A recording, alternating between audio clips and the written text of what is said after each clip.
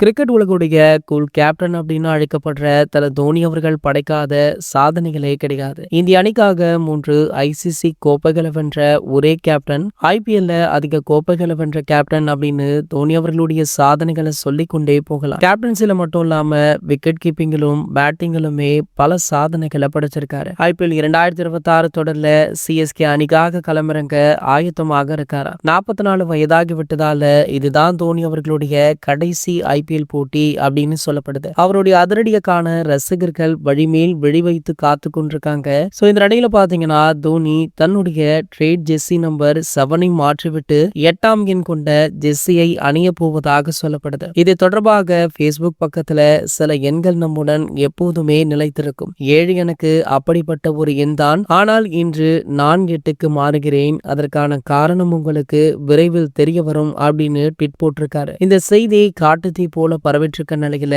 தோனி தன்னுடைய ராசியான 7வது நம்பரை மாற்ற மாட்டார். இது ஏதேனும் ஒரு புதிய பிராண்ட் அல்லது விளம்பரத்திற்கான ப்ரொமோஷனாக இருக்கலாம். ஐபிஎல் தொடங்கும் சமயத்துல அவர் இது போன்ற சுவாரஸ்யமான வீடியோக்கள் வெளியாவது வழக்கமான ஒன்றுதான் அப்படின்னுமே சொல்றாங்க. தோனி அவர்கள் கடந்த ஐபிஎல் சீசன்கள்ல பெரும்பாலும் 8வது இடத்துல பேட்டிங் பண்ணாரு. இதனை கிண்டலாக சுட்டி காட்டும் வகையில இப்படி செய்திருக்கலாம் அப்படின்னு சிலருமே சொல்றாங்க. அதே வேளையில சிஎஸ்கே அணியில ஜெர்சியின் 8 ரவீந்திர ஜடேஜா உடையதாகும். ஏற்கனவே ஜடேஜாவை சிஎஸ்கேவில் தோனி அவர்கள் தக்க வைக்க முயன்றுமே அது நடக்காமல் போச்சு. ஆகையால ஜடேஜா அவர்களை நினைவு கூறும் வகையில அந்த ஜெர்சி நம்பர் 8வது அணியலாம் அப்படின்னுமே சொல்லப்படுது. சோ எது எப்படியோ தோனி அவர்கள் வாயை திறந்தால்தான் தெரிய வரும் அப்படின்னு ரசிகர்களுமே சொல்லிட்டு இருக்காங்க. இது போன்ற கிரிக்கெட் செய்திகளை பத்தி நீங்க உடனே தெரிஞ்சுக்க நம்மளுடைய சேனலை மறக்காம சப்ஸ்கிரைப் பண்ணிக்கோங்க.